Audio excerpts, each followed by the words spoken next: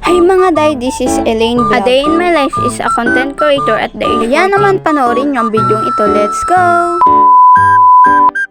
For today's video mga day, kakatapos ko lang pala dito maligo at nagsuklay na ako. Naglagay na rin akong foundation para naman matakloban ang aking kaitima. Uy, ano yun?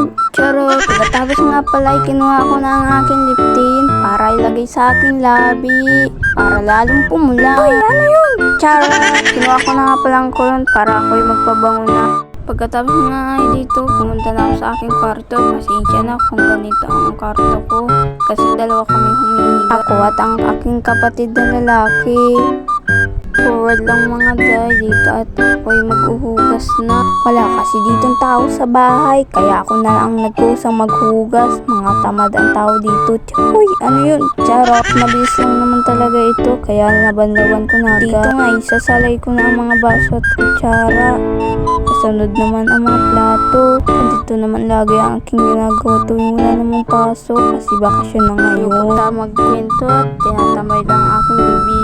Hoy! Ano yun? Charot! At dito ay kumuha na ako ng pamunas kasi pupunasan ko na ang aking lalababo. Hirap kasi ng buhay. Ito lang ginagawa ko buong maghapon. Hugas plato. Dito nga pala nagwalis ako kasi nakaharang naman yung aking pusa. Kaya di ko na winalis kasi nakakahiya.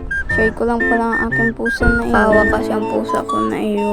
At nang tatlo ang anak, naging dalawa. For lamang day. Dito ay magsasandok na lang ako ng kanin kasi ako'y nagugutom kasi kakatapos ko pa lang nun maghugas at magwali. Kaya naman talaga nagutom ang aking buchichi.